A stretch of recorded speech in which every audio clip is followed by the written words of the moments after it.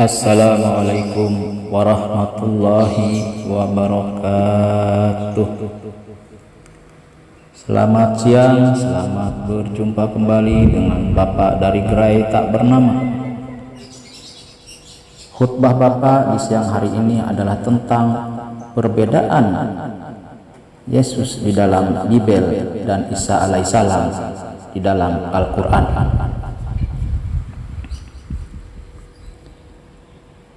Sebagian umat Kristen menyatakan bahwa Yesus di dalam Bible berbeda dengan Isa di dalam Al-Quran, dan pernyataan ini adalah salah, karena Yesus di dalam Bible yang dianggap Tuhan oleh orang Kristen adalah Isa Al-Masih putra Maryam yang terdapat dalam Al-Quran. Kita lihat dulu di kosakata bahasa Yunani. Di dalam kata Yesus dengan leksikon Yunani nomor 2424 atau leksikon Yunani 2424, yaitu Yesus berasal dari nama Ibrani atau berasal dari nama dalam bahasa Hebreu, yaitu Yehosua, atau pendeknya disebut Yosua. Dalam leksikon Ibrani, nama Yesus adalah Yosua atau Yehosua dengan leksikon Ibrani nomor 3091. Yosua dalam leksikon Ibrani dengan nomor 3091 adalah asal usul nama Yesus dari bahasa Yunani. Jadi nama Yesus itu banyak, bukan hanya Yesus yang dianggap Tuhan oleh orang Kristen, tetapi di dalam Bible sendiri nama Yesus itu tercatat ada 5 oknum atau 5 orang yang berbeda. Nah, jika umat Kristen menganggap bahwa Yesus di dalam Bible berbeda dengan Isa Al-Masih di dalam Al-Quran, mungkin yang berbeda itu bukan Yesus yang dianggap Tuhan oleh mereka, tetapi yang dianggap berbeda adalah Yesus Barabas. Ya, tentu Yesus Barabas berbeda dengan Isa Al-Masih di dalam Al-Quran. Yesus Barabas adalah rampok tawanan yang diminta oleh orang-orang Yahudi kepada Pilatus untuk melepaskan sebagai ganti Yesus KW. Yesus KW ini yang disalib. Ada juga adalah Yosua. Nah, di Bible sendiri Yosua disebutkan sama dengan nama Yesus. Yosua adalah kapten bangsa Israel yang terkenal sebagai penerus Musa. Ini disebutkan di Kisah Para Rasul pasal 7 ayat 45. Ada lagi adalah Yesus putra Eliezer. Nah, Yesus putra Eliezer dianggap salah satu nenek moyang dari Yesus Kristus. Disebutkan di Lukas pasal 3 ayat 29. Dan Yesus yang lain, yaitu yang bermarga Justus, yaitu seorang Kristen Yahudi, seorang rekan dengan Paulus dalam pemberitaan Injil. Ini disebutkan di Kolose pasal 4 ayat 11. Nah, Yesus yang bermarga Justus ini dianggap sebagai keturunan dari Yesus Kristus. Jadi, jika sebagian umat Kristen beranggapan bahwa Yesus di dalam Bible berbeda dengan Isa Al-Masih dalam Al-Quran, itu yang berbeda, yaitu bukan Yesus yang dianggap Tuhan oleh mereka, yaitu Yesus Barabas, Yosua, Yesus putra Eliezer, dan Yesus yang bermarga Justus. Sedangkan Yesus yang dianggap Tuhan oleh orang Kristen itu sama dengan Isa Al-Masih putra Maryam yang terdapat di dalam Al-Quran, sama. Adapun jika terdapat perbedaan cerita atau sejarah kehidupannya, yang di dalam Bible disebutkan bahwa Yesus Kristus lahir di kandang domba, sedangkan di Al-Quran disebutkan bahwa bahwa Isa Al-Masih putra Maryam lahir di bawah pohon kurma. Nah, ini sedang menjelaskan, Al-Quran sedang menjelaskan bahwa cerita di Bible itu keliru. Maka Al-Quran sedang berfungsi atau sedang menjalankan fungsinya sebagai pembenar atau verifikator atau penyempurna atau yang meluruskan sejarah, sehingga cerita-cerita di kitab sebelumnya yang belum sempurna atau memang keliru sehingga menimbulkan perbedaan pendapat di antara umatnya, itu diluruskan atau dibetulkan oleh Al-Quran bahwa sebenarnya Yesus Kristus itu tidak lahir di kandang domba, tetapi Yesus Isa Al-Masih lahir di bawah pohon kurma. Nanti akan kita bahas tentang fungsi Al-Quran terhadap kitab-kitab sebelumnya. Kita lihat dulu asal mula nama Yesus dari bahasa Ibrani itu berasal dari nama Yosua atau Yehosua. Yehosua ini adalah putra Nun atau Yosua ben Nun, yaitu dari suku Efram, dan penerus Musa sebagai pemimpin anak-anak Israel, memimpin penaklukan Kanaan. Adapun nama Yosua di bahasa Ibrani juga banyak, bukan hanya Yosua bin Nun saja, tapi banyak. Kemudian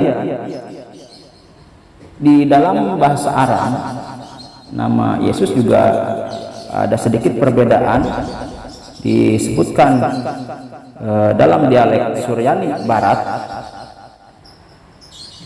nama Yesus disebut sebagai Yesyu, atau dalam dialek Suryani Timur nama Yesus disebut sebagai Isyo, hampir mendekati dengan bahasa Al-Quran Isa, karena memang baik bahasa Aram atau bahasa Ibrani dan bahasa Arab itu satu rumpun, sesama rumpun Semitik. Maka jika ada perbedaan sedikit itu mungkin karena perbedaan pengucapan sedikit, tapi maksudnya adalah sama, bahwa baik Yesus atau Yosua atau Isyo atau Isa atau Yesus itu adalah nama yang sama.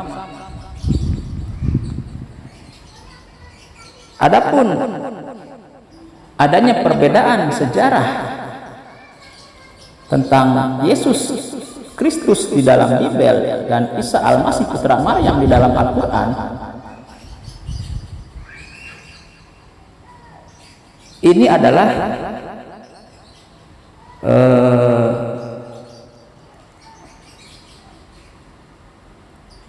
sebagai fungsi Al-Quran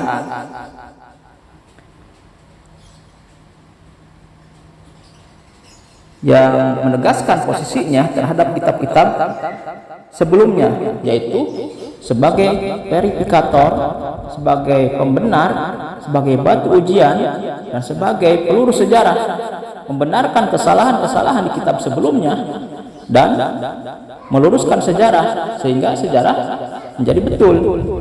Kita akan bahas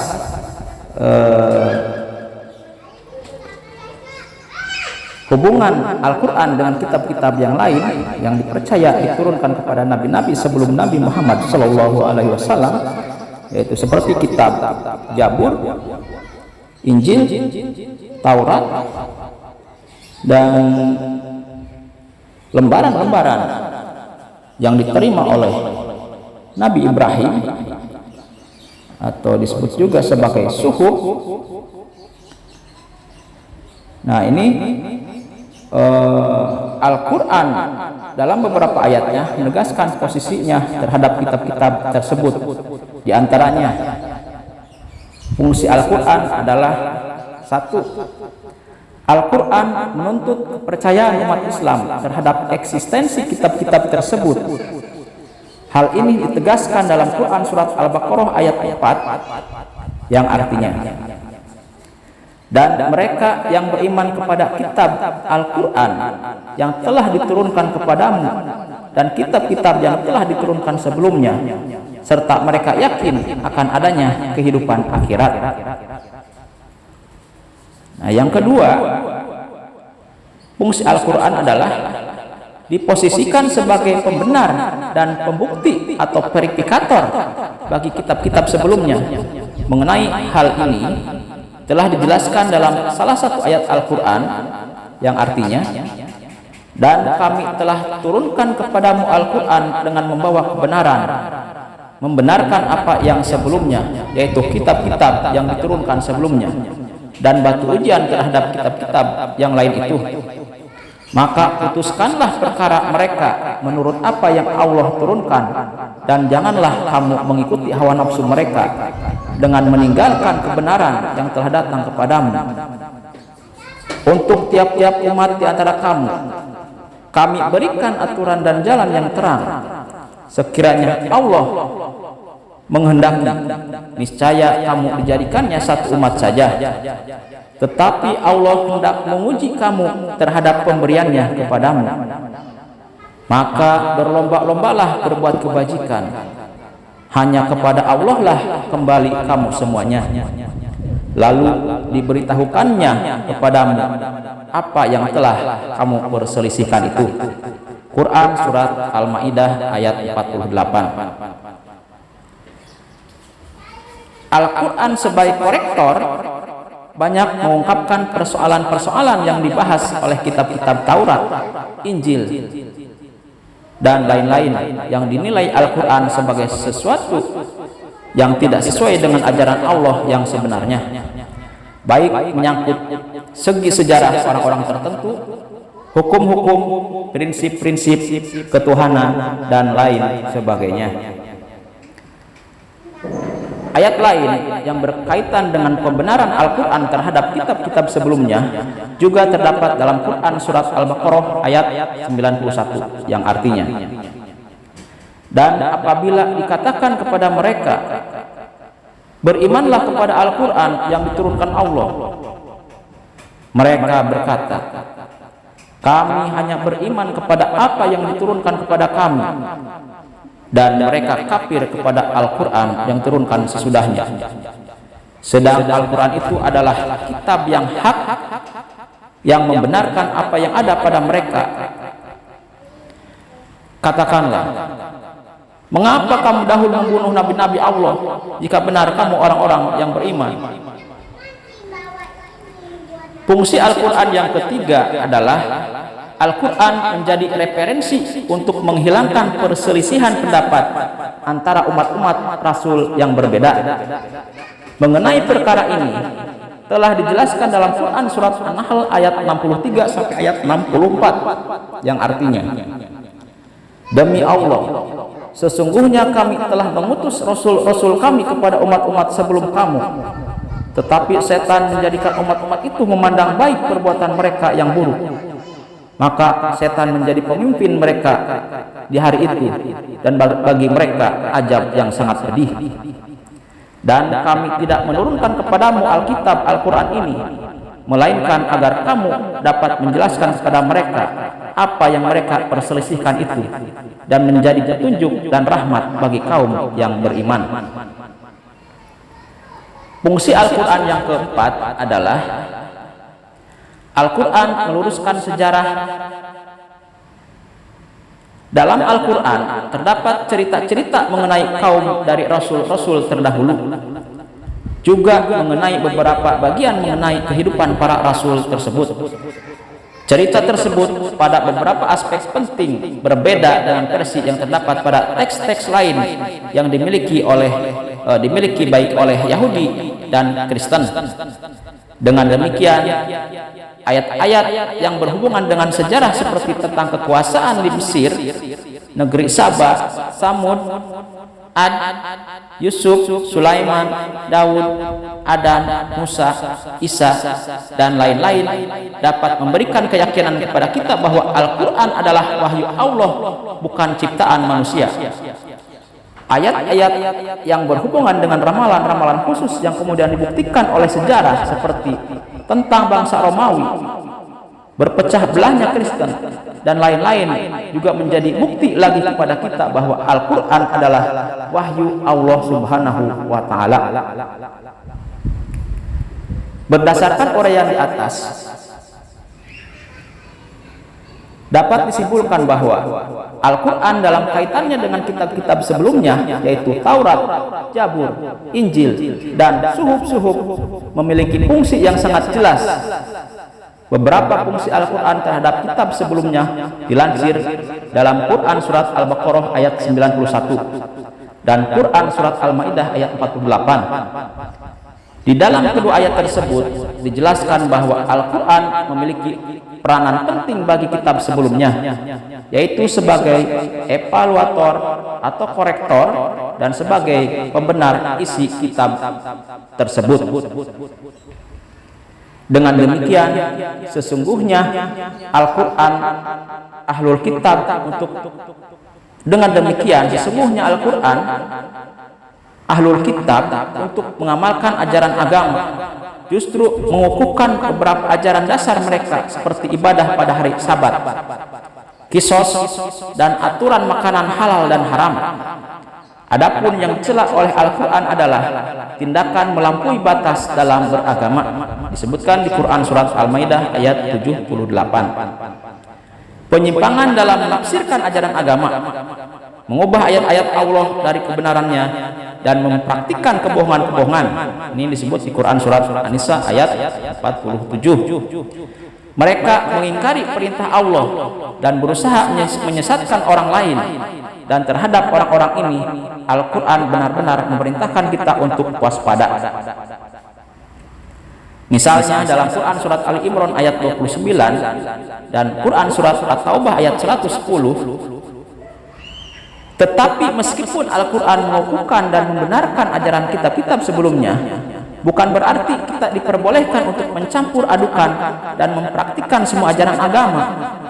Jadi, umat Islam harus berpegang teguh pada Al-Quran karena ia merupakan kitab yang paling sempurna dan terbebas dari rekayasa dan tangan jahil manusia. Jadi kesimpulannya, jika ada perbedaan pendapat di antara umat Kristen bahwa Yesus Kristus berbeda dengan Isa Al-Masih di dalam Al-Quran, itu justru kurang belajar. Yang berbeda dengan Isa Al-Masih putra Maryam di dalam Al-Quran itu bukan Yesus Kristus, tapi Yesus Barabas. Yesus yang bermarga Justus atau Yosua putra Nun, penerus Musa. Tetapi namanya sama, Yesus, baik dalam Yunani, Ibrani, Aram ataupun Al-Quran. Cuman beda penyebutan sedikit. Di dalam Yunani Yesus, di dalam Ibrani Yosua atau Yehosua, dan di dalam Al-Quran adalah Isa. Jadi nama ini sama. Kesimpulan, Yesus Kristus di dalam Bible sama dengan Isa Al-Masih putra Maryam di dalam Al-Quran. Adapun perbedaan cerita kehidupan atau sejarah hidupnya, justru disinilah letak fungsi Al-Quran sedang menjelaskan bahwa Al-Quran sebagai kitab penyempurna dari kitab-kitab sebelumnya, dengan cara membenarkan cerita yang salah dan meluruskan sejarah sebagai verifikator dan sebagai bukti kebenaran cerita yang sebenarnya, dan membuktikan bahwa cerita di kitab-kitab sebelumnya sudah banyak direkayasa oleh tangan jahil sesuai dengan Yeremia 8 ayat 8 dan Mazmur pasal 119 ayat 126, di mana kitab Taurat atau Injil sudah direkayasa oleh tangan-tangan pena penyurat palsu. Saya cukupkan sekian, mudah-mudahan ada manfaatnya. Billahi taufiq wal hidayah. Wassalamualaikum warahmatullahi wabarakatuh.